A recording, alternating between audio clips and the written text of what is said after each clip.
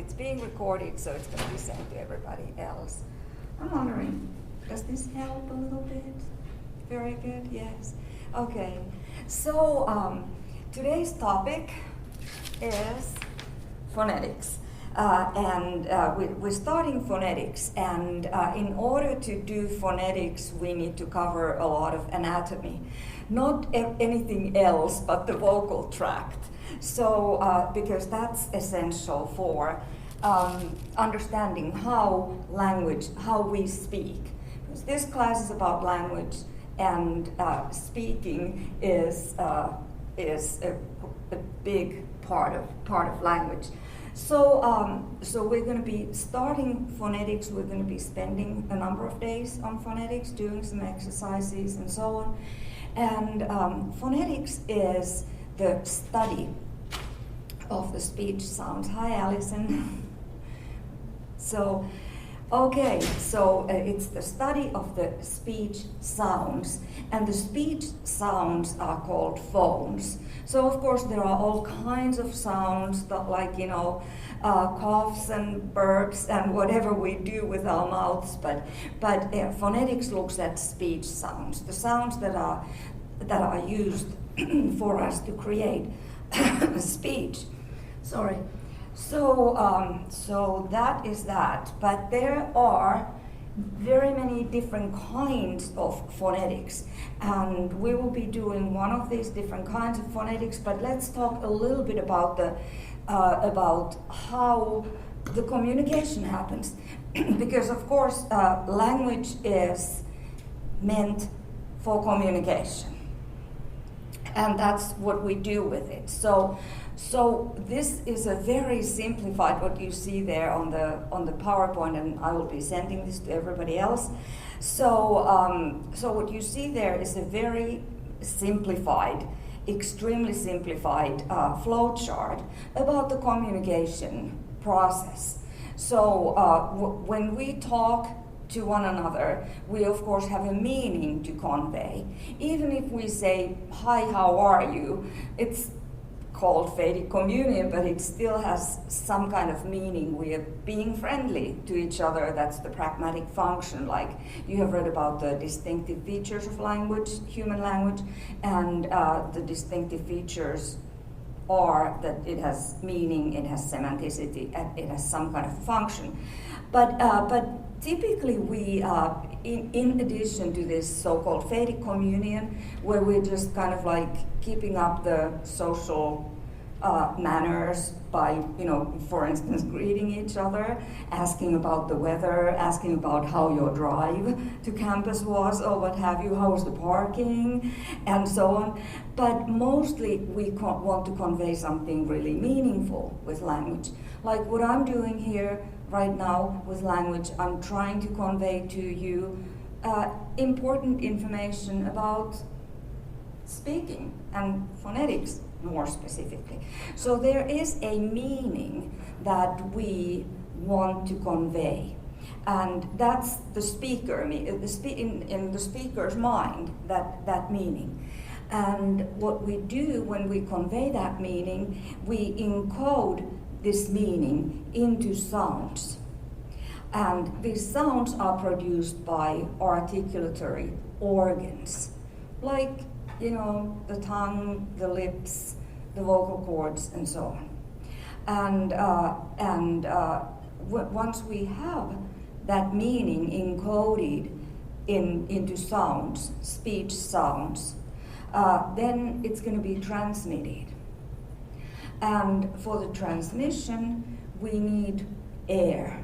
If you've ever tried to, while you're swimming, when you were kids and you were under the water and you were trying to speak to your friend, water is not a very good material to transmit speech sounds or sounds in general. So air is what we need.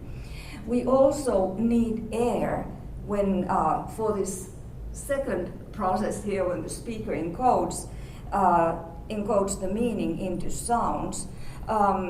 Where does the air come from when we speak?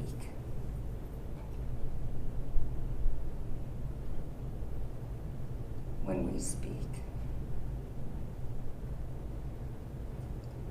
Stomach? No? Lungs, it comes from the lungs, yes.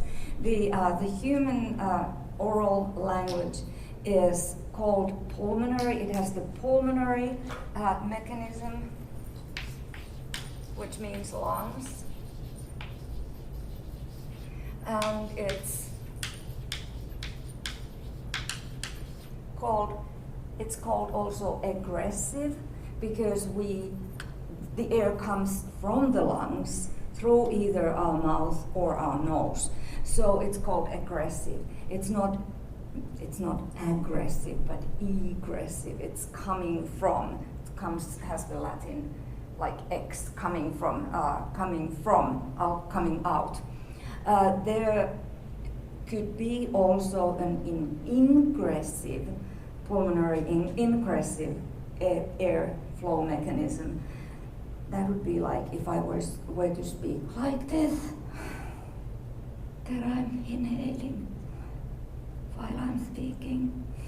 And of course, why is that impossible? For a long time you can say one word, for instance, like this, or a phrase by ingressive mechanism. Why is that not possible? Try saying something like, hello, how are you? Why can't we speak for a long period of time like that? Inhaling. Because the lungs get filled with air in a really big hurry, and we can't continue. We can say some words, and sometimes we do. And they claim that there are some languages that use more like hi, hello, like oh, these kinds of things. And if you are sitting in the car and somebody is driving recklessly, you might say oh. So that's ingressive. Pulmonary ingressive mechanism, inhaling, but we typically exhale when we speak. So pulmonary meaning lungs, aggressive meaning exhaling, and that's the kind of airflow mechanism that the human language, spoken languages use. Okay, so we need air to encode the meanings into speech sounds, but then we need air also to transmit that sound to your ears from my articulatory organs, from my mouth to your ears. That's what we need to accomplish here. And then when it hits your ears through the air, then you, as a hearer, you perceive this through auditory processes, hearing-related processes, because the hearing, it's dealt with within our brains, whatever you hear, and then that's when the hearer translates this back to meaning. So we start from meaning, speaker's meaning, and then it's encoded into sounds, transmitted through air. It reaches the ears of the hearers, and are then perceived through auditory processes, and then the hearer translates it back to the meaning. And if everything goes wrong, the meaning that I'm sending is the same as you're getting. I mean, if everything goes right. But sometimes, of course, things may go wrong because, there's too much distance between the speaker and the hearer doesn't hear. And sometimes, there may be misunderstandings and whatever. If you've ever played, is it post office? When you whisper, you sit in a circle. This is what kids used to do when, in my childhood, before we had all the video games and all the fun stuff. This was fun too. So we send a message by whispering it to the next person's ear, like, you know, whatever you want to say, a sentence. And then that person whispers it to the next person's ear, and you know the game. And what often happens, and what is fun about this game, is that the meaning that the first person whispers is not the same, as it changes, because whispering is not the best way of conveying meanings through air, because it's kind of subdued. But anyway, so this is simplified, but this is the basic of the communication system. This is exactly the same thing, except what I've added in red, so you don't need to, you know, write down everything. It's the same as the previous slide. But what I've added here is the 3 different kinds of ways of doing phonetics. And these are articulatory phonetics, acoustic phonetics, and auditory phonetics. And let's start by talking about auditory phonetics. First of all, we are not going to be doing auditory phonetics in this class. This is associated with the hearing process. So you know that there is this profession of audiologists. People who study audiology,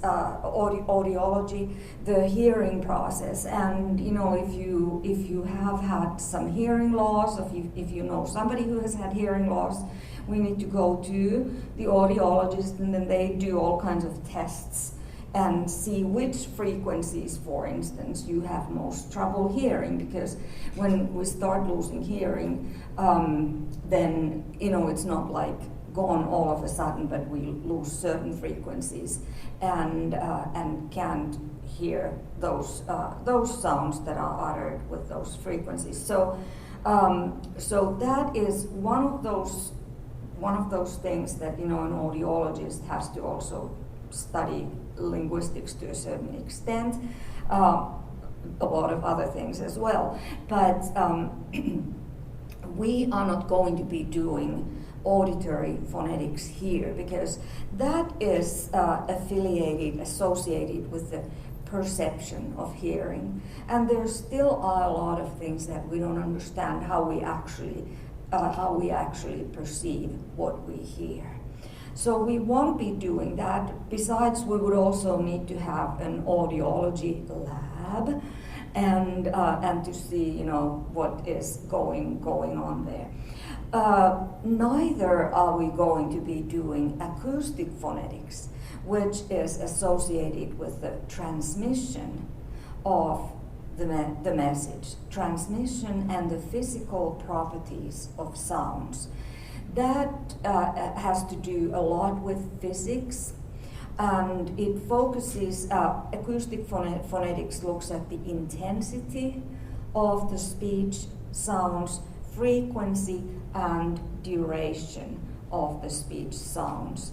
And for this, we would also need to have a special kind of a laboratory in order to do that. Your book has a file on auditory, or on acoustic phonetics, and it has these pictures. I'm gonna, you know, show you really quickly. This has to do with acoustic phonetics, where we, or the people who work on acoustic phonetics, they make these visual representations of speech sounds, of speech. And you know, if you have, today you can have on your computer, you can have these voice editing systems where you can see a picture of speech. And it's really, really fascinating. And what we have here, this comes actually from language files.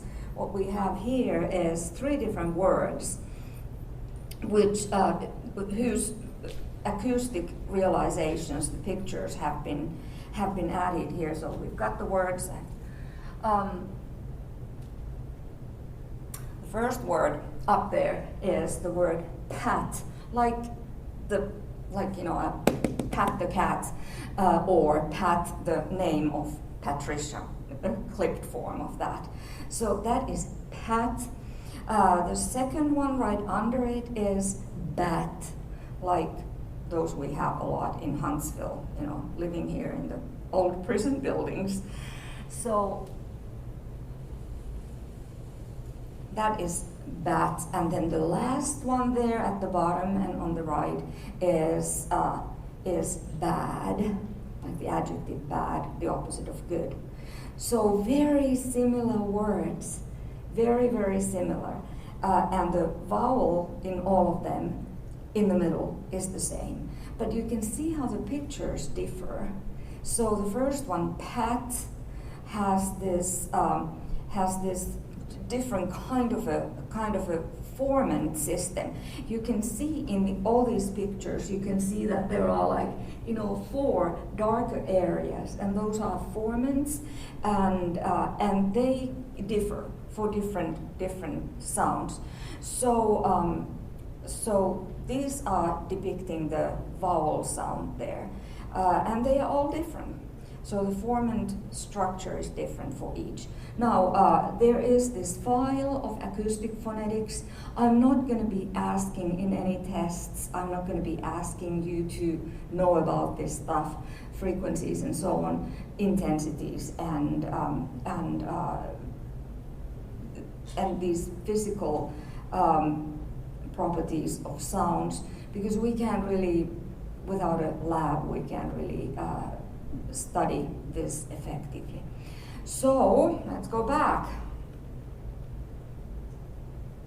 We will not be doing auditory phonetics because we don't have a lab to study the hearing process, the perception of speaking. We will not be doing acoustic phonetics because we don't either. We don't have a lab to do a study to do studies to look in detail at the transmission and physical properties of sounds. So read through those files, in language files, so you get an understanding of what different kinds of phonetics we could be doing. But guess what? We will be doing articulatory phonetics, because we don't need a lab for articulatory phonetics. We do, but we carry the lab with us within our bodies. So wherever you go, you carry your articulatory phonetics lab with you, and that's the vocal tract. And what we will be doing here is we will be doing a lot of, okay, let's try what's going on in your throat when you're saying a certain kind of a sound. Feel where the air is coming through. Is it coming through the mouth or is it coming through the nose? And when we talk about the classification of English consonants and English vowel sounds, we'll be, really kind of like focusing on our little labs, on our vocal tracts, on what is going on there when we produce English sounds. So one of the goals of this particular section of the class is to learn to understand how English sounds are produced. And before we do that, before we start to classify and describe the English consonants and English vowels, we need to know about the vocal tract, and that is today's topic here. So articulatory phonetics, which we will be doing in this class, it looks at the production of phones. Remember, phone is the synonym for sound, speech, sound specifically. So it looks at the production of phones, it looks at the description of the phones, how can we describe the phones, and it looks at the classification of these phones. So that's what we will be doing. One of the things that you will learn in the next few classes is to use the International Phonetic Alphabet, or often referred to as IPA. IPA, of course, is a beer, type of a beer too, but in this class. It's the International Phonetic Alphabet. And why do we need to learn the International Phonetic Alphabet? The answer is very simple, because English is a language that has had a writing system for a long, long time. English has been written with, if you know the Beowulf poem, it was written in Old English. People don't really know when it was written, but the estimates go, some people say late 700, some people say around 1000, but in any case it's centuries ago. And since the creation of the Beowulf poem, and since the times of Old English, which we can say it began in 449, English has changed an awful lot. But it has been written down for a long time. First, it was written down in runic symbols, and then when the Roman alphabet was introduced, it's been written down also for a very, very long time. And we have a lot of texts from the times of Middle English, which is the area of it, which is the variety of English spoken after the Norman conquest, after 1066. So English has all these texts, and when we look at them, it's like it looks like a different language.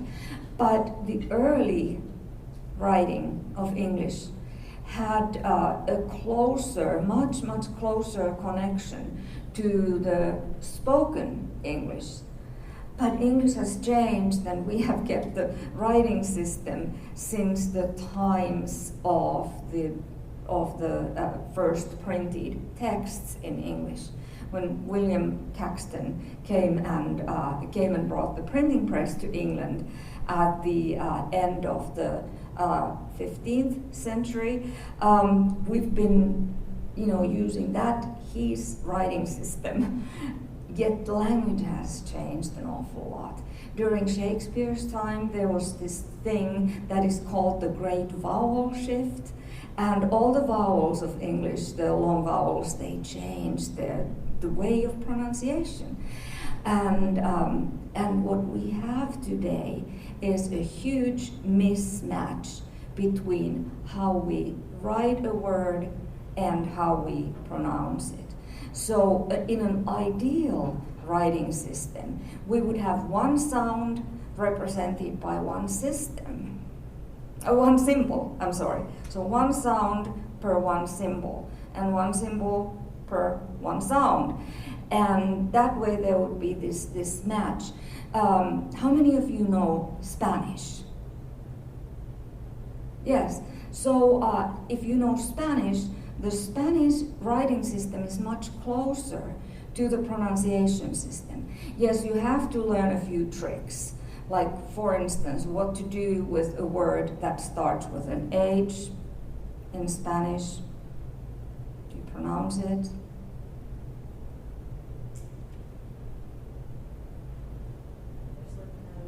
Like, do you say hola or no? We skip that initial H, so it's hola, and there are some other things. The letter grapheme J is pronounced as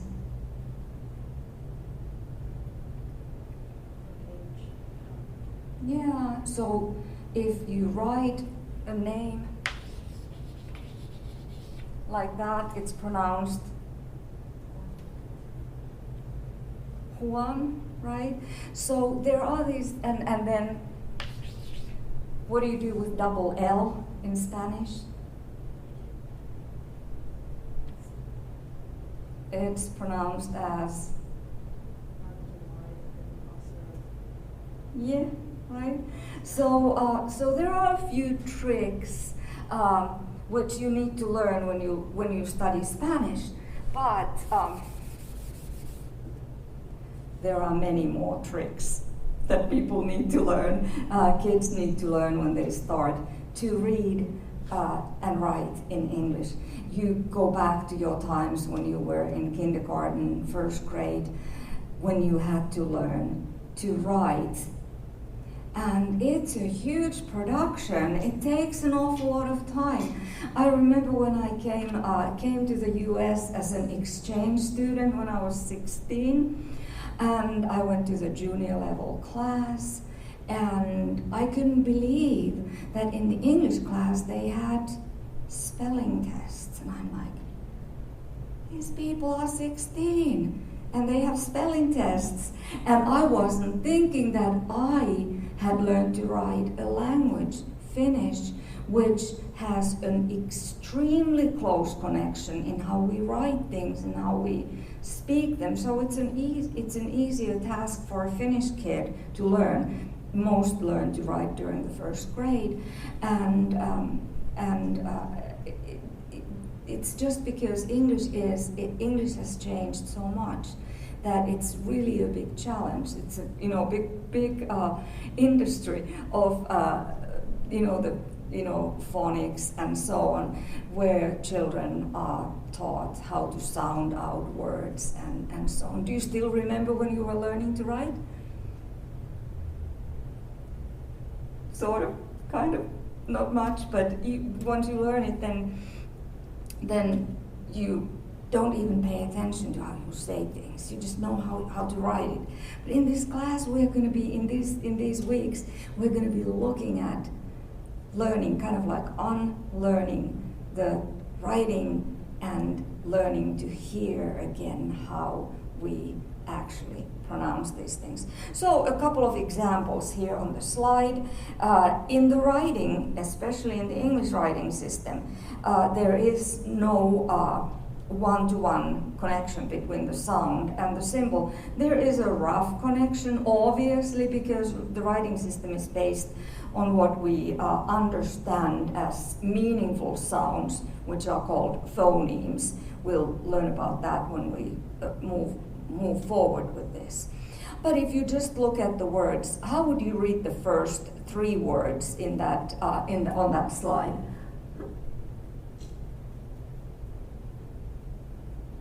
Some. And the next one? No. And the third one? Noon. Okay. So we indicate three different sounds with the same letter or letters. O, the grapheme. Grapheme is the same as the letter. But the first one is pronounced as a, some. The next one, o, no. And the double O is pronounced as ooh, yes. In the next two words, starting with a T, are the I letters, do they represent the same sounds? No. So how do you say the first one? I. And the second one?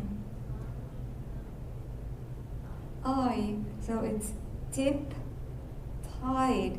But we represent both of those with the same letter, I, the same grapheme. Let's look at the letter C in the next triplet of words. Are they pronounced the same? The first one is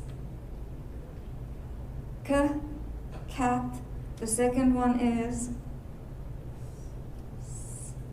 city. And the third one is ch. Yes, so three different sounds, all represented by the letter C. K, s, ch. The last ones, they're not the same either. So the first one is pronounced as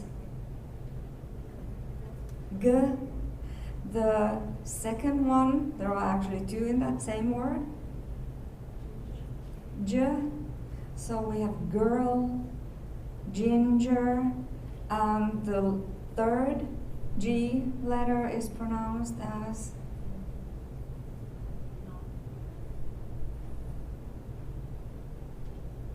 do we say gnaw? No, it's silent. So three different ways of representing the letter, three different sounds represented by the same letter. This is the reason why we have to learn the International Phonetic Alphabet. And the beauty with the International Phonetic Alphabet is that it can describe not only all the English sounds, consonants and vowels, but it can describe all the sounds of all the 5,000 or 6,000 languages of the world. It's fantastic. So, you know, if you've heard about linguists going to places in the world, very remote places where a language is spoken which doesn't have a writing system and doesn't have a description. So what the linguists do is they go and speak with the people there. They try to elicit language from them and try to figure out what the sound system of that language is. But first they need to figure out what sounds these people use, and then you can move on from there to figure out the sound system and then have a description of it. So there are practical applications for that. Missionaries have done a lot of good for linguistics because they have had this goal of going to these places where there is no written language yet, because they have this particular very applied goal of why do we need to learn the system of this language. We need to learn it because we want to translate the Bible into this language, right? So the practical application has been leading to a lot of, there's this, it's called the Summer Institute of Linguistics, that has been for decades, has been training missionaries also as linguists so that they can go and figure out how this language is put together, starting from the sound system. Anyway, IPA can be used for those kinds of things. Of course, it can also be used, like, you know, when you graduate and you have to give your little slip of paper, oh, that's glued together. You get these little note cards, and you have to give that little note card to the person who reads all the graduates' names. And, you know, if you have a name that is pronounced in a particular kind of a way, you have to try to kind of like describe how it's pronounced. And IPA would be a very good way of doing that, you know, if everybody knew IPA. You also, did we have a music major here? Not today, but if you study music and you have to learn to sing in a foreign language like Italian or German or what have you, then the IPA is really good. Music people, music majors, they need to learn IPA to be able to, you know, read how these words are supposed to be pronounced and specifically sung. Okay, so there are multiple reasons for learning the IPA. And here's our human head. Can you see it? Kind of, is it visible? You've got the same thing in your books, by the way. So let me see what page it's on.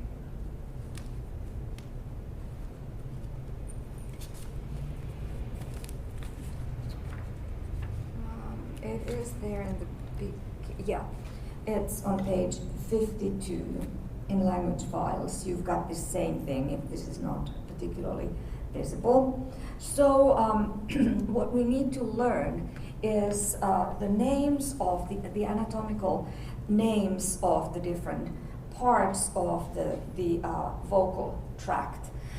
First of all, when we speak, we move certain parts of the vocal tract, certain speech organs toward certain places in the vocal tract. So we can, in principle, we can divide the vocal tract into those parts that can be moved and those that cannot be moved. So those parts, like the palate, for instance, the teeth, they are places, they provide places of articulation. And the movable parts are articulators. So we have 3 articulators in our little vocal tract laboratory, and those are the lips. We can move the lips. You've got them behind the masks, but you can move them when you speak, and you do move them when you speak. That's how we know, if, for instance, a video is muted, you know that the person is speaking if the lips are moving, right? So lips are articulators. Articulators are the movable parts of the vocal tract. And, of course, another obvious thing that we need to move when we speak is the tongue. So lips and the tongue are articulators. And then we have a third articulator, which is called the uvula. That is not so obvious because it's, kind of like way back in the mouth. But the uvula is that little hanging thing. Here's the back of the mouth, the soft palate, which we will call the velum, and there's from that velum there's this little like protruding little thing. It's very important for speech, and that's called the uvula. So this is the velum.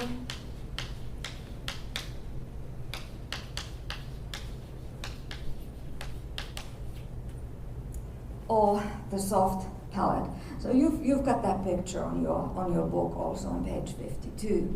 So so that is the third articulator because we can move it, and it's because it's so far back there we don't particularly think about it and how we move it, but it's very important for the production of all nasal sounds.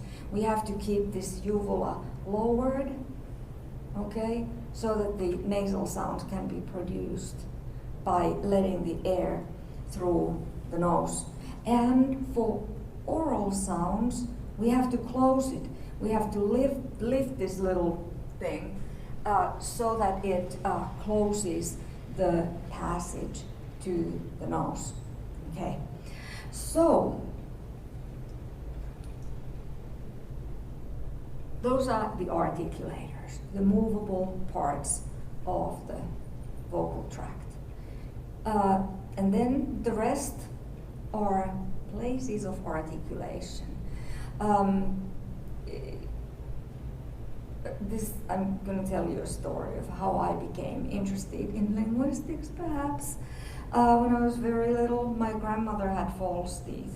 Now, teeth are not articulators because we can't move them. They are there where they are, embedded in our gums.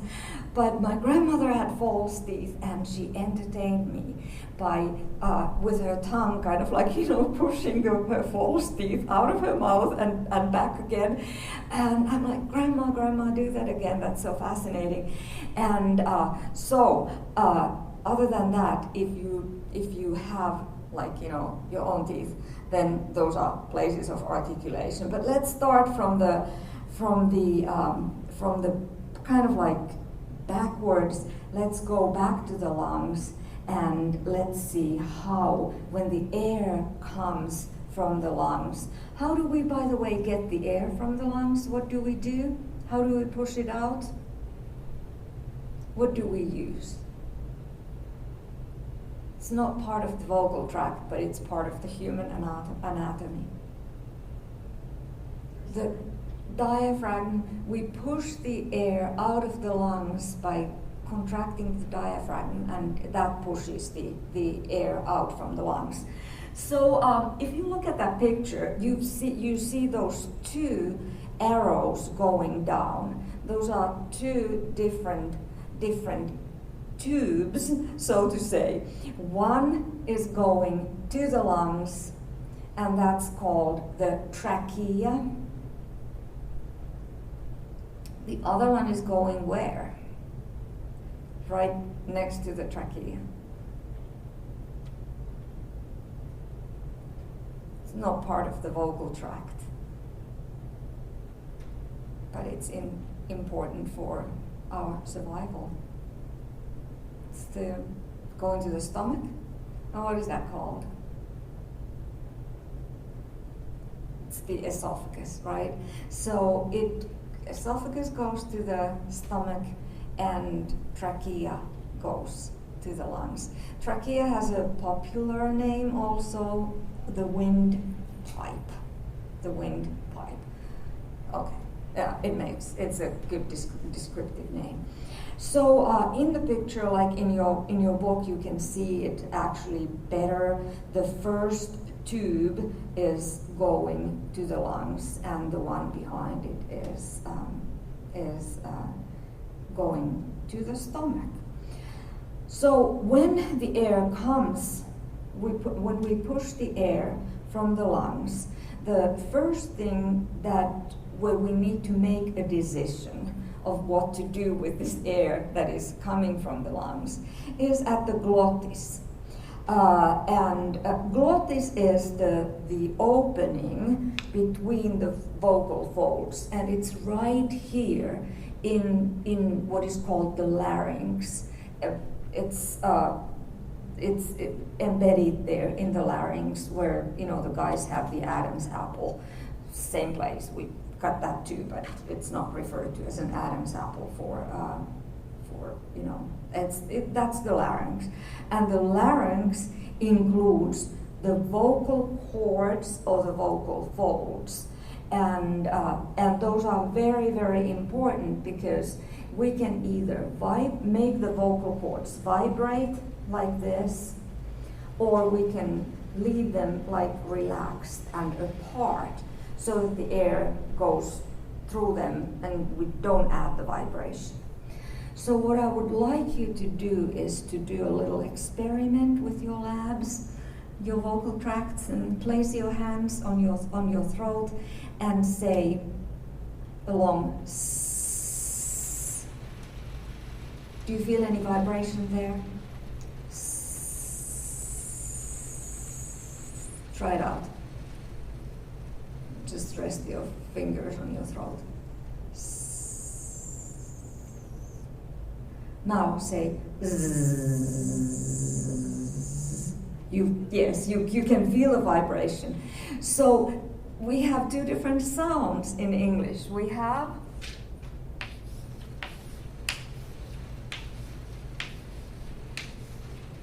s, and we have z. There's no other difference between these sounds except the vibration of the vocal cords. So we can have words like seal versus zeal, or sit versus zit. No other difference except the voicing of the first sounds. So the vocal cords and what we can do with it is very, very important. Z is a voiced sound, which means that the vocal cords are vibrating.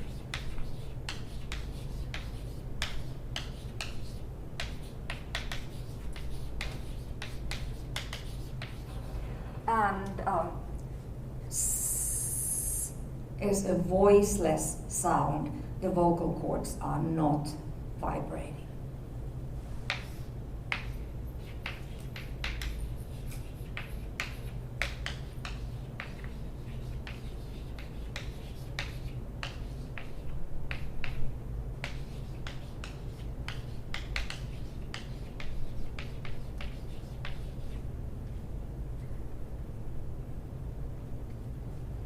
Okay, so so that's a very important thing. Then the air. Let's move forward and see what happens when we get to the point where there's that little number 8 there. It's called epiglottis. Epiglottis.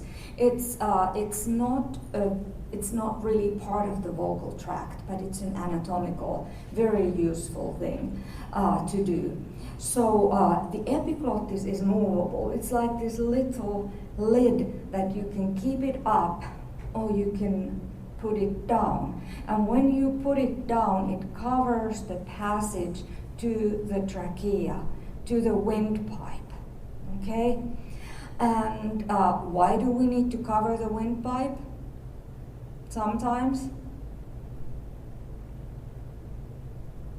when you swallow, for instance, you automatically cover the lower the epiglottis in order to cover the passage to the windpipe. So it's important because, you know, like your parents told you, don't speak with your mouth full. There is more than like food, table manners in this little instruction, because what happens if you speak with your mouth full? What may happen? The food may go. When you're speaking, your food in your mouth, the food may go to your trachea, and then you get a coughing fit. So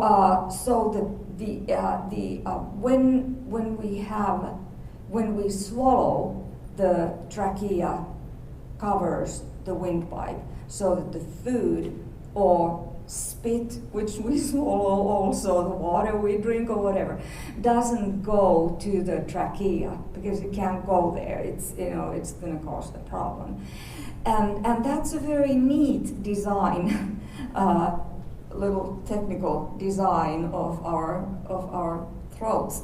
So epiglottis, even though it's not an articulator, even though it's movable, it's important for speech, because when we speak, the epiglottis needs to be up.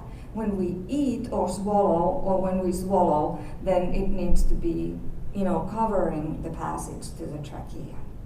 Okay? So the air comes from the lungs, it passes the vocal cords, which we can either make vibrate or not, and then it goes past because the epiglottis is up, it comes to the pharynx, which is, the back of the throat, and then it hits the place where we have the uvula hanging, from the velum. Velum is the soft palate. In the picture, uvula is number 3, velum is number 7. So when we get to this point, it's like, you're traveling and you come to this place where 2 possibilities are existing. So the air can, when it comes to that part, the air can be directed to go through the mouth, or through the what? Nose. Right? So there are 2 ways. When you, for instance, I know we've all got these, things in front of our noses, but when you go home, I really encourage you to try this. Say the sound and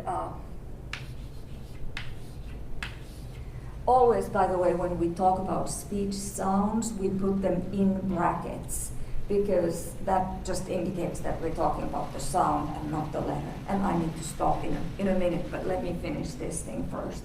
So the uvula can either be lowered, uvula together with the velum, the soft palate, and the air can then go through the nose.